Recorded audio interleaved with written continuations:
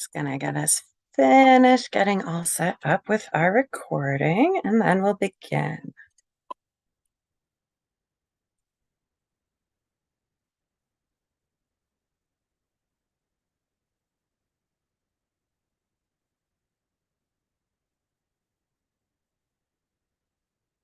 All right, here we go. Choo-choo-doo. Oh, I want to be on this section.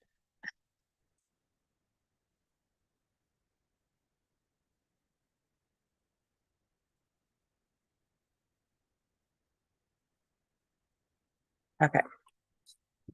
So when we left off at the end of last week, what we were talking about was the loop of Henle and how it sets up the situation in our kidneys. Oh, love some CC captioning. Yeah. So how it sets up this situation in our kidneys, we're preparing ourselves to be able to regulate and control how we reabsorb water. So our end goal for all of this is to understand the actual existing osmotic gradient in your bodies. So like this is our goal. And this is the steady state you should see in your own adult system, where we have a situation where we have peritubular fluid coming in at 300 milliosmoles, matching and at equilibrium with the 300 milliosmoles we see as our osmolarity of the renal cortex. And then as we go down into the medulla, we see increasing and increasing and increasing osmolarity of that region. And we also see an increase in the osmolarity of the filtrate as it dips into the medulla. But then as it rises in that ascending limb, because it's pumping salts, we see that osmolarity drops as we remove the salts. So that finally, when we finally get to the distal tubule, which is where we'll be going next, we have actually quite a low osmolarity in the filtrate. So that's what we were trying to set up. Okay. So we had started to talk about how we got there. All right. So when we start out, we're starting out with a system where just like everything's at equilibrium. Okay. So we're starting out with a cortex at 300 milliosmoles as its osmotic pole, right? Osmotic pressure. We have the medulla. We're leaving everything at that typical 300 milliosmoles as its osmolarity. Right? That's just like typical of cells in general. So we don't have a gradient here because everything's at equilibrium, everything's the same. So then we mentioned that ascending limb of the loop of Henle, right? So it's actively pumping salts. And by salts, we mean ions, right? Kind of the same thing for our purposes, right? So we're actively pumping sodium, chloride, and potassium ions out of that filtrate on the upswing, right? So that's what starts us off, starting to see some changes here, right? So the changes we see, right, as we moved salts out of that ascending limb, we had an increase in the osmolarity of the medulla here, right? And we had a corresponding decrease in the osmolarity of this filtrate that was in the ascending limb because those salts had to come from somewhere. Right? And we remember that osmolarity is basically a measurement of the pull on water, right? We're thinking about what is the effect of impermeant solutes on water, right? So we know that if we have solutes somewhere, right? So pretend this is like sodium ions or something, right? The more of them there are, the greater that they pull water towards themselves, right? So that's the situation that we're setting up. Okay, remove that. All right. So this is where we had kind of ended up on Friday as we start to set up this difference between the cortex with a lower osmolarity, the medulla at a higher osmolarity, and we start to see how that affects the filtrate a little bit, at least as far as the ascending limb is concerned. Okay. So the other thing that we have happening here at this point, right, is now that we have a higher osmolarity in the medulla, right, higher than that 300 that we started out with. This is now pulling water, right? So the descending limb of the loop of Henle is permeable to water. So water is going to be able to move into the medulla from this fluid, okay? So water is moving out of that descending limb by osmosis. Okay. So this puts us to kind of a new equilibrium, right? We're not washing everything out to 300, but everything where we have water able to move, we're going to have those regions coming to equilibrium. So filtrate in the proximal tubule going through the cortex is at 300 milliosmoles, just like that interstitial fluid in the cortex. This higher osmolarity that we have in the medulla now at 400, we had water move until the filtrate in the descending limb was also at 400. The ascending limb hasn't changed since our previous picture because that ascending limb actually is not permeable to water. It's only pumping these solutes here. Okay. But when we get to the top part here, back into the cortex, we're still at equilibrium up in the cortex. All right. So the next important piece of this puzzle when we're figuring out how we get to our steady state is we need to account for the fact that the fluid isn't just sitting still in the nephron, the fluid is actually moving. Right? So the next thing that we're going to account for, right, is the fact that fluid is pushing down into the loop of Henle and back up. Right? So if we move from picture 3 to picture 4 here, right, what we're talking about is that this section, right, so the filtrate that was in this little corner here, because we're talking about a fluid that's moving and has a direction, right, we've got this pressure, right, this is going to start moving down into the renal medulla, right? So in this next image, we can see that this fluid coming to equilibrium in the cortex has moved down into the medulla, right, and it hasn't had time yet to come to equilibrium with that interstitial fluid in that region, right? So as it starts to go into the medulla here, we can see it's actually still at 300 because it's pushing along, and hasn't had time to come to equilibrium, right? So we can see everything that in image 3 was just sitting here in the descending limb, coming to equilibrium at 400 milliosmoles, right? We can see those little chunks are still here in this picture, but now they've moved forward. They've been pushed, right? So we see some of them in the descending limb, and we see some of them in this ascending limb coming back up, right? So everything in this picture is just moved forward. Okay. The reason we care about that, right, is that our final picture, picture number 7, right, we're setting up our steady state where we have a gradient down the medulla, right? So we're going to see lower osmolarity up here, right? Lower osmolarity, and we're going to get to maybe like 1400 milliosmoles down in the deep parts of the medulla. So it's going to get super high, right? So we can see that we're starting to at least create a gradient here in the filtrate in the fluid, which is going to influence why we see that gradient as opposed to just like a cortex that's less salty, a medulla that's more salty and therefore more highly osmolar. Right, so this is part of how we're setting up the gradient part. Okay. So we're now paying attention to the fact that fluid has been moving, right? But the processes happening in the descending and the ascending limb have also continued. So we've continued to pump solutes out of that ascending limb. We've continued to allow water to move out of the filtrate in the descending limb. Okay, so we can see, right, that water moving, right? So it's watering down a bit, the medulla here. But, okay, so when we have an osmolarity of 300, right, relative to, we started out with a cortex of 400 here, right, like I think I say an osmolarity of 300 relative to an osmolarity of 400 means that there's relatively a lot of water in this 300 part, relatively less water in that 400 part.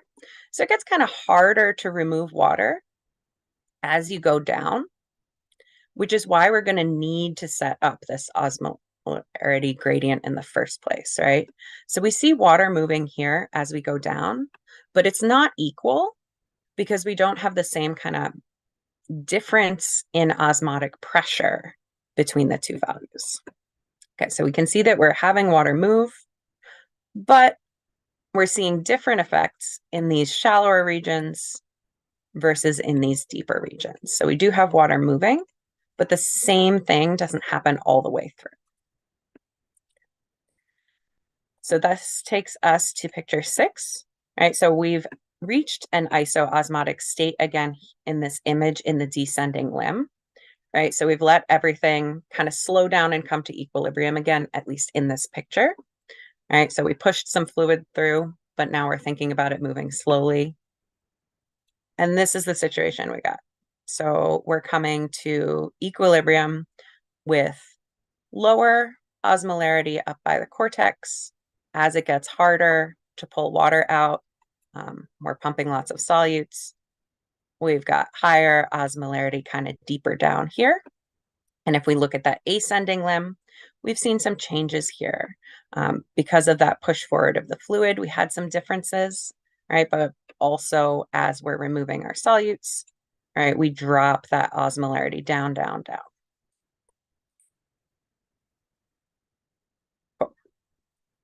That brings us to our final state with our osmotic gradient established. And as I mentioned on Friday, this is really what you want to understand, right?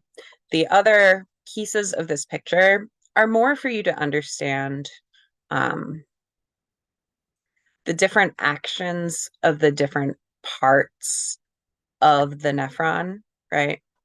So if we're getting confused, what we really want to make sure that we understand, right, is going to be that water can move across the walls of the descending limb.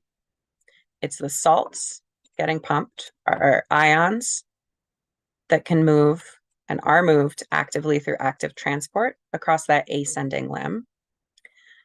That these two features, in combination with the movement of the fluid, result in an overall osmotic gradient where we have higher osmolarity as we get deeper and deeper down, so that ultimately when we put fluid through, we can concentrate our urine as we go deeper into the kidney before we exit the kidney.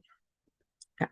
So big picture is to understand those properties and then know this final state where we have a kidney, where in the cortex, both the filtrate in the proximal tubule and in the cortex are at 300 milliosmoles.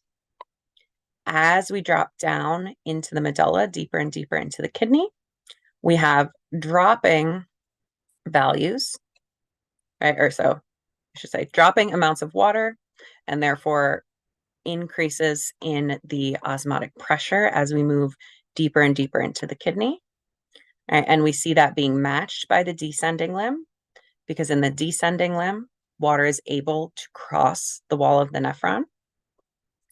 But in the ascending limb, we see this osmolarity coming down as we pump solutes out into the medulla here. And when we get to the distal tubule, the fluid coming out of the loop of Henle into the distal tubule is actually quite a bit lower than the osmolarity of the cortex, right? Because we took all the salts out, we took the solutes out and put them into the medulla to create this gradient. And then when we have our collecting duct go back down into the medulla, right, to start out with, we're going to have a much lower osmolarity than those regions that we're looping back through. Okay. So big picture is understand what you should see in your kidney or in a patient's kidney.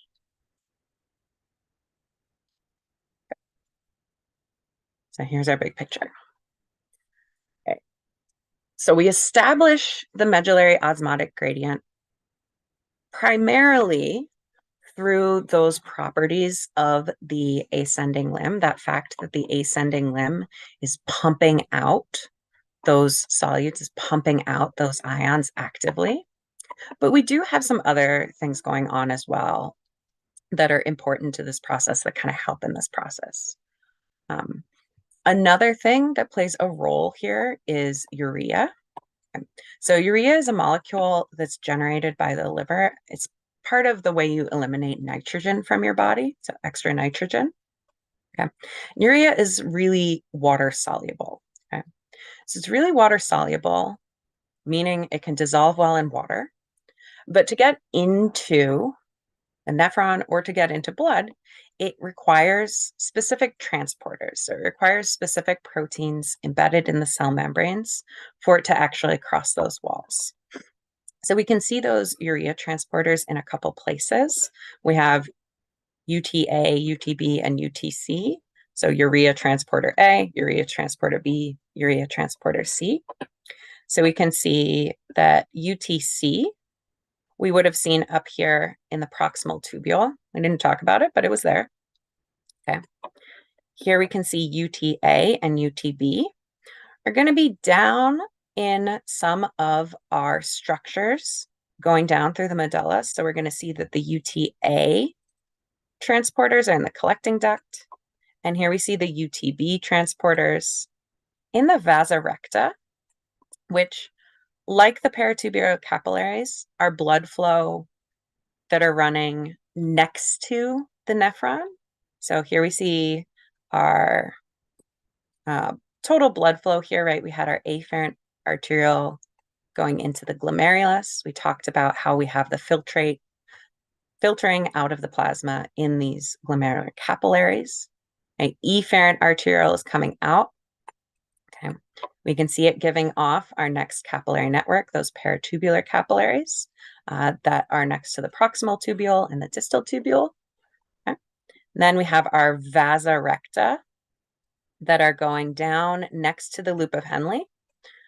They actually go first, they're going down next to the ascending limb, and then they're going up next to the descending limb, but they're running right next to it, just opposite in direction. Okay, so this is where we see those UTB transporters, is here in those vasa recta lying next to the loop of Henle in the renal medulla. Okay, so we're not going to go too deep on exactly how this works and exactly what this does to the osmolarity, but you should be aware that the transport of the urea into the peritubular fluid from the filtrate here contributes to that osmolarity gradient that we've been talking about in the medulla, right? So we're talking about, when we're talking about that osmolarity gradient, we're talking about the fact that we had 300 milliosmoles up here when we're in the cortex and then into the first part of the medulla. In these deepest parts of the medulla, we're going to get to 1400 milliosmoles as our pull on water, right? That osmotic pressure. Okay.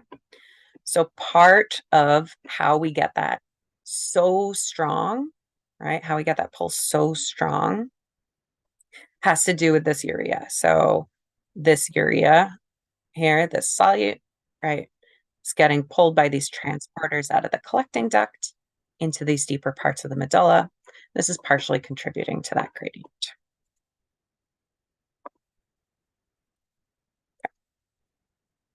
Our final piece for factors that are helping us establish this osmotic gradient. Let's see if I can get the picture to come on. Yeah, perfect. Okay, so those vasa recta, right? So the vasa recta here going down next to the ascending loop of Henle, right? So ascending loop of Henle would have been this part. Let me follow it. Okay, and this part's not drawn that way. Anyway, going down and then going up is the point. Okay, going down and then going back up, right? The vasa recta just means straight blood vessels. Okay. So the fact that we have them here moving through the medulla is helping prevent the medullary osmotic gradient from washing away. Okay. And again, like with the urea, I'm not going to ask you to uh, thoroughly know all the details, but conceptually, we're going to think about, right? So say we have a gradient, right? So we're 300 here up at the top, right? 1400 as we come back down, okay? So if we just let this sit around, let this gradient sit around, everything in the world kind of wants to come to equilibrium. So if we just let the medulla sit around like that, there would be a tendency for it to kind of wash out the gradient, right? And to just kind of average everything all together. The fact that we have the vasa recta moving through this area is helping to stabilize and keep that gradient in place rather than letting it all come to equilibrium, wash itself out, and create just like kind of one average there. So as the water, or sorry, as the blood, which includes water, is going down through the descending limb of the vasa recta. So as blood is going down, okay, it's at 300 milliosmoles. And as it descends, water is leaving the capillaries attached to the vasa recta here by osmosis. And key thing here is that for our blood vessels, the solutes can enter here by diffusion. When we're thinking about the descending limb of the nephron itself, we don't have any solutes coming in there. We just had some water able to move out. Okay. So then in the ascending limb, some of those solutes have entered the vasa recta. So we have a slightly higher osmolarity, right? And again, for our vasa recta, both water and solutes can move. We don't have the situation where sometimes we're permeable to water, sometimes we're not. Sometimes we can move solutes, sometimes we can't. So as we come back up with this higher osmolarity, from this ascending limb of the vasa recta, water moves into the plasma and solutes move into the interstitial fluid. Here, as we're moving back up, we don't have urea transporters. So this kind of maintains the osmolarity. But our big takeaway, really all I want you to know about this for the vasa recta is that these vasa recta next to the loop of Henle are important to keep this medullary osmotic gradient from dissipating. That's our big takeaway. So here, this is just a picture showing what's going on with the blood flow. This is careful. It looks like it's a picture of the nephron, but it's not. This is actually a picture of the vasa recta themselves. So this is showing you the blood flow in in the vasa recta going down, right? So it's showing you some water moving out of that descending limb, showing you solutes moving into the descending limb. And then on that ascending limb, it's showing you water moving into it, solutes moving out of it. But you'll note that this is a different situation than the nephron itself, because now we're not actively pumping solutes from that ascending limb. We can see that we have water and solutes both moving, both on the descending limb and the ascending. So we don't have the same difference in properties the way we did before. Okay. All right. So that's a bit about how this stuff gets established, but really what we want to know about the nephron, right, is there is a medullary osmotic gradient. It's set up by pumping solutes out of the ascending limb of the loop of Henle, part of the nephron, right, and by the movement of fluid through the nephron, and because we have some permeability to water. Okay. So this is setting us up for water reabsorption in the distal tubule and the collecting duct. So this is an important time to point out if you haven't been looking at these sections in the textbook. So typically when we talk about our average cell, right? So our average cell, when we talk about osmosis, right, like our typical setup, we're saying, okay, so we have ions or other large molecules, something that's impermeant, right? We say they can't move. We say water can. So we have water move towards areas of high solute concentration. Okay. So that's true for your typical cells. And it's true for some cells in your nephron, but not all of them. So this setup where water is able to move actually depends on the presence of a molecule that you probably haven't heard about before or didn't pay attention to much if you did. So most of your cells have these molecules called aquaporins. So when we're talking about osmosis, we're just assuming that we have some type of aquaporin present. So an aquaporin is a transporter for water, basically. So think pore, like a hole, aqua for water, right? Like holes for water to move through. Okay. Now, generally out in your cells, these are present, water can move, osmosis happens. But in your nephron specifically, in your kidneys specifically, when we get to the distal parts of the nephron, we are going to control their permeability to water. So this is the one time when you really have to think about, okay, actually, can water cross this membrane right now? Our baseline assumption is no longer for our distal tubule and collecting duct that yes, it always can. Water is only going to be able to cross the cell membranes here when we have these specific water channels present and open in the cells of these regions. Okay, so osmosis is no longer our baseline. It's no longer like a given that this can always happen. Okay. So that said, that's why it's important that we set up this countercurrent multiplier, right? So we set up an osmotic gradient where we have a pull on water, right? You want to think of osmolarity as pulling water towards itself.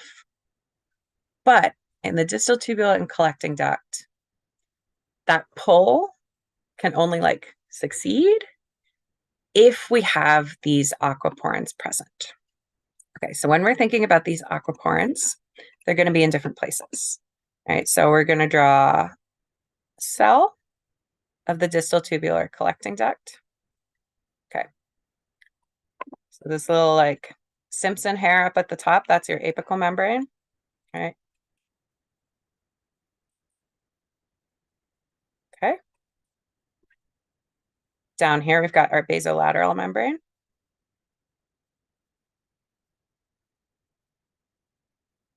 All right. And because it's our basolateral membrane, that's defined by the fact that we have blood flow next to it. Okay. So your filtrate, your urine, your lumen is going to be up here by the apical membrane. So here's the lumen. Okay. So we're going to have some filtrate, phloem plast on its way to become urine. Okay. So for our aquaporins, the ones we're going to be interested in right now are aquaporin 3 and aquaporin 2. These are the important ones for our distal tubule and collecting duct. So for water to cross, let's go from the lumen into the blood, right? When we're trying to concentrate urine, right? We're trying to reabsorb water back into the body. We'd have to get water to come across this apical membrane. So that would be step 1. And then step 2 would be water crossing the basolateral membrane to get into the blood. We keep our blood volume up, make that plasma nice and watery. Okay, so we have an aquaporin in charge of each of these areas, okay? So aquaporin 3 is the one here between the basolateral membrane facing that blood, okay? So aquaporin 3 is here. Okay, I'll label that A3. Okay. All right. So we don't really have to worry about aquaporin 3. That one's pretty standard. That one's going to be there. So if we have water in this cell, not going to be hard to get it into the blood. What is going to be hard some of the time is getting into that cell in the first place. So here up at the top is where we have aquaporin 2. Okay. So this is aquaporin 2. All right. So if we have both aquaporin 2 and aquaporin 3, everything's fine and dandy. We can reabsorb water just fine. It can go all the way through the cell, right? If we don't, however, have this aquaporin 2 present, right? If we don't have this here, we're not going to be able to reabsorb water back into the blood because we can't get into this renal tubule cell in the first place, right? So we're going to be blocked right at the beginning here. Okay. Now, that's important to realize because aquaporin 2 is only going to be present in the cell if you have this hormone ADH in the blood. So ADH is going to be crucial to water reabsorption, regulated water reabsorption in the distal tubule and in the collecting duct. Okay, so ADH is anti-diuretic hormone. So like someone tells you like coffee is a diuretic, right? What they're saying is coffee makes you pee a lot, basically. Anti-diuretic, therefore, ADH, would make you pee less. The reason you would pee less is because you take more of that water out of the nephron, pull it back into the blood. Okay, so ADH allows the reabsorption of water in the distal tubule and collecting duct. And therefore, we're regulating how much water we're releasing in our urine. Okay. So a reminder of what this epithelial lining looks like in the distal tubule and the collecting duct. Right, here we have that apical membrane. It doesn't have that same brush border we saw in the proximal tubule, so it just looks a little chunky. An important difference here is in the proximal tubule, we had kind of leaky tight junctions, so lots of stuff was able to cross. That's why it was our mass absorber kind of region. Now we've got really tight junctions. So if water wants to go through, can't squeeze around the edge of a cell, it has to go through the apical membrane, has to go through the basolateral membrane. So we're forcing it to go across both sides of the cells. So we have two walls where we have to control the crossing here of that water. At least we're thinking water for now. Okay. So, reminder, reabsorption for our direction, right? Reabsorption means that we have something in the filtrate and we're reabsorbing it into the body. So first into that interstitial fluid or peritubular fluid, and then into the blood. So that's our direction for reabsorption.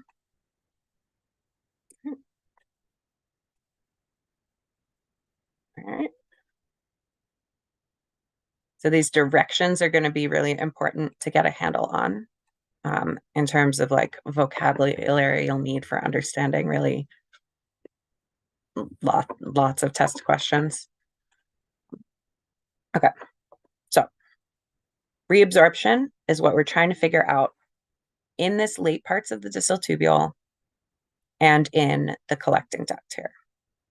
Okay, so what we're looking at here is what the situation looks like if we don't have aquaporin 2's present in that apical membrane. That's what we're going to start out with. All right. So if we don't have aquaporin 2 in the apical membrane of our distal tubular, our collecting duct, this is going to make those cells impermeable to water, right? So again, just redrawing that. All right, so here is our cell. Here's where aquaporin 3 goes. Here's where aquaporin 2 goes. And here's our bloodstream. And here is our urine, right? Okay. So this is the situation we're talking about. Okay. So if we don't have this aquaporin 2, this means water cannot move from that filtrate back into the blood. We can't reabsorb it. This tubule is impermeable to water. Okay. So if it's impermeable to water, water can't get back into the blood. All that water is going to stay in the urine. Okay. So this is going to create urine that's like pretty dilute and pretty high volume. Okay. So you can see in terms of the osmolarity, right? So coming out of the loop of Henle, we have this osmolarity of 100, right? That's pretty low, okay? Lower than your normal cell, right? And in this situation where our late distal tubule and collecting duct are impermeable to water because they don't have aquaporin 2, that keeps going, right?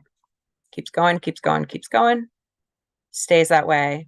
We have this high volume urine because it's got lots of water in it with low osmolarity because we've got lots of water, right? We've got a trade-off between water and solutes. All right.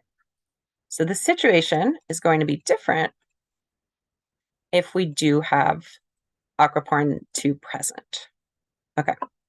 So we do have the ability to create this aquaporin 2 molecule, insert it in this apical membrane, and allow for water reabsorption by osmosis.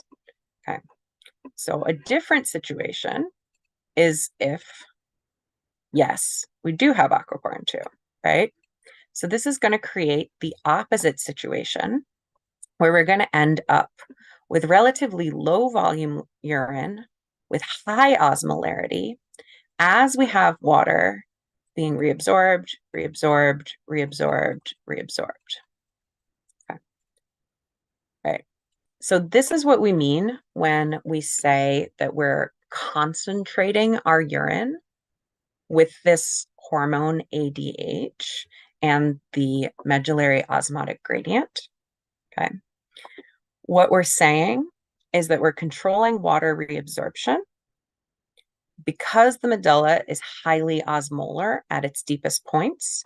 We've got a good gradient for more and more and more osmosis as that fluid flows past.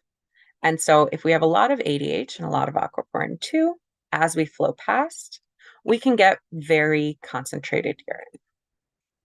Okay. So I think we have a picture of this now. Yeah, perfect. Okay. So on the left here, you see the situation that we just looked at with the impermeable collecting duct and the impermeable late distal tubule. So this is going to be the situation where you have no ADH present. So that's our hormone, right? So we don't have ADH present, okay? Which means that in the apical membrane, we have no aquaporin 2.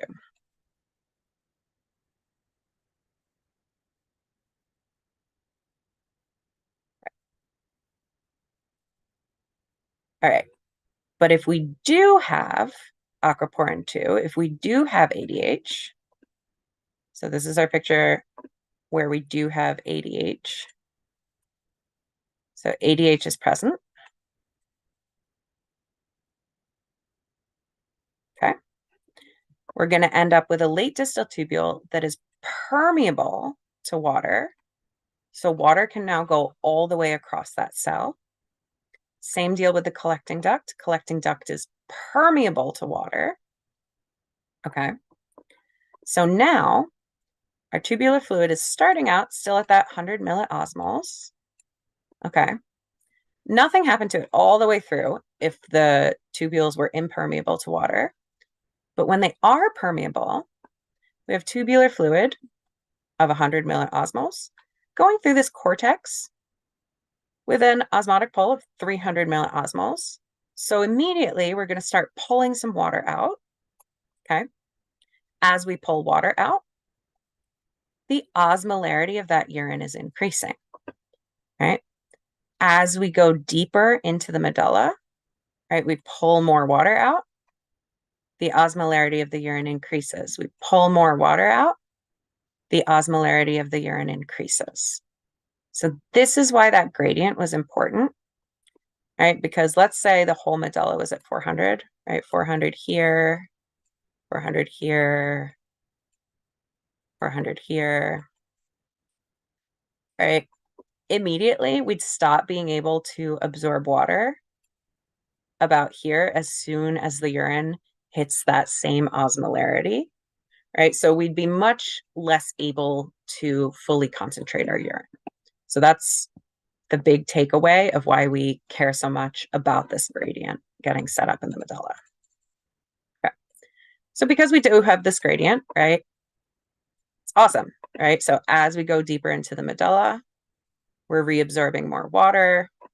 Our urine's getting more concentrated, more highly osmolar, but that's totally fine because we've got this nice big gradient. We've got saltier and saltier, deeper and deeper parts of the medulla, more and more of a pull on water. So it can keep pulling even though this urine is getting more and more concentrated.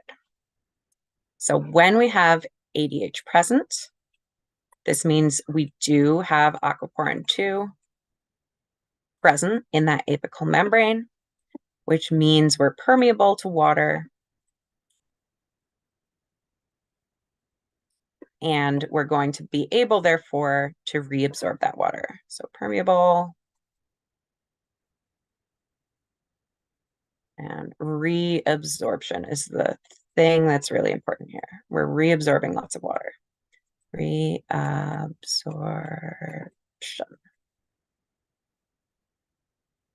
Sorry, guys, I have to sound out words or I will spell them super weird for you. Okay, so this is what's happening in the presence of ADH when we have a permeable late distal tubule and collecting duct. We end up with urine of high osmolarity and low volume because we reabsorb. I'm not going to say all of that water because we do have that minimum obligatory water loss in order to eliminate some of our waste products. But most of the water, we're removing most of the water from the urine. So the situation on the left would be like if you are taking a diuretic, right? That would mean that you're peeing out lots of water, right? So diuretic would be here on the left, but this antidiuretic hormone, right, means we're ending up with really concentrated, low volume urine.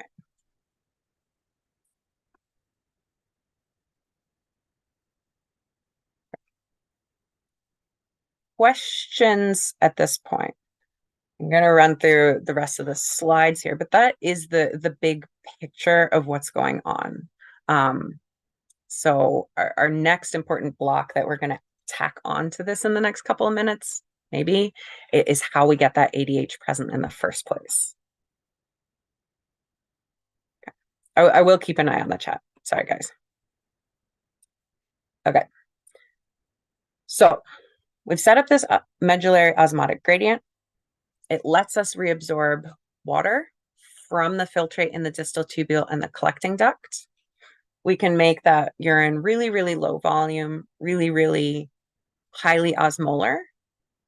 But our highest osmolarity we can get to is the osmolarity of that medulla itself. So we can't get more concentrated, more osmolar than our kidney was in the first place. And we do need to get rid of a little bit of water so that you don't have like big chunks of, I don't love the word toxins, but like toxins to your body, right? So your various waste products that you're actually trying to get rid of from your plasma, they need something to be dissolved in. So the minimum water you need here is 440 milliliters to eliminate solutes going through that you're not reabsorbing. Cool. All right. So ADH is the thing controlling all of this. This is why this is regulated reabsorption. We've got a hormone that's regulating whether our distal tubule and collecting duct are permeable to the water by controlling the presence of aquaporin 2 in that apical membrane. Okay. And this is what determines how concentrated the urine is, therefore how osmolar it is. More osmolar, higher numbers, right? So higher numbers for our osmolarity means we have less water, more solute. Lower numbers mean more water, less solute. Okay. All of this is this relationship between ADH and aquaporin 2. And ADH has an antidiuretic action, right? So it's lowering urine volume, lowering how much you pee out. All right. So here's a picture of how it does that. All right. So from the cell level, all right. So if you have ADH in your bloodstream, right, there's a receptor for ADH on the basolateral membrane of your renal tubule cells, right? Okay. So the distal tubule or the collecting duct can sense here that we have ADH. Cool. So it knows there's ADH. And then the job here of this G protein coupled receptor is it kicks off this second messenger system. So the signaling inside the cell that tells the cell to take aquaporin 2 molecules that they've stored. So these are all aquaporin 2 molecules. Okay. So take these aquaporin 2 molecules that we've stored and shove them into that apical membrane. Right. So that's how ADH gets those aquaporins present on that apical membrane. Once they're there, water can come into the cell and it can exit the cell because aquaporin 3 is always present. Okay. So essentially, we can just go all the way through when we have this ADH. So step by step, we sense that ADH. We trigger this molecule triggering our cyclic AMP. We have a protein kinase pathway inserting aquaporin 2 on that apical membrane, touching the tubular fluid that filtrate. Okay. So we do have regulation of the secretion of ADH, our antidiuretic hormone. Okay. So when we talked endocrine, right, we had our pituitary gland.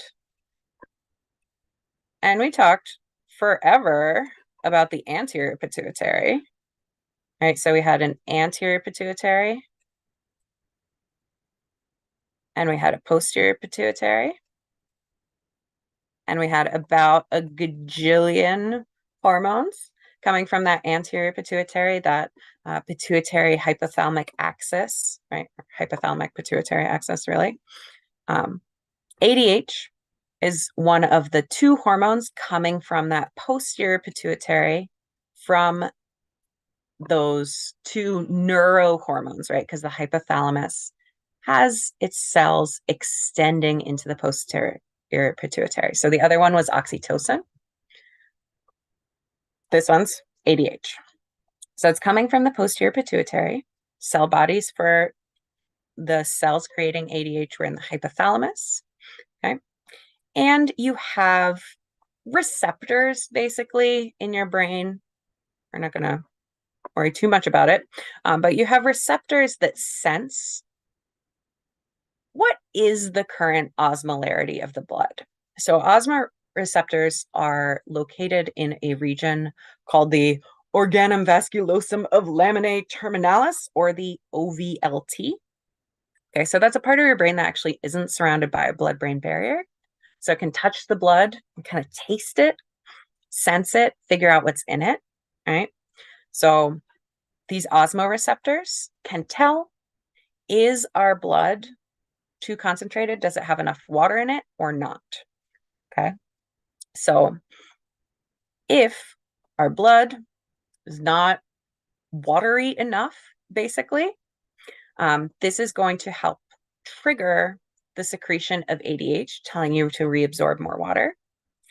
The other thing that is going to trigger the release of ADH is when we sense blood volume and pressure. Because when we reabsorb water, right, what we're doing is upping blood volume. If we have more blood volume, we can bring blood pressure back up. So baroreceptors detecting blood volume and blood pressure are also going to be linked to secretion of ADH. Okay. Sorry, I went over by a couple minutes. We'll pick up here next time, and enjoy the rest of your day, everybody. Thanks for sticking it out, you guys.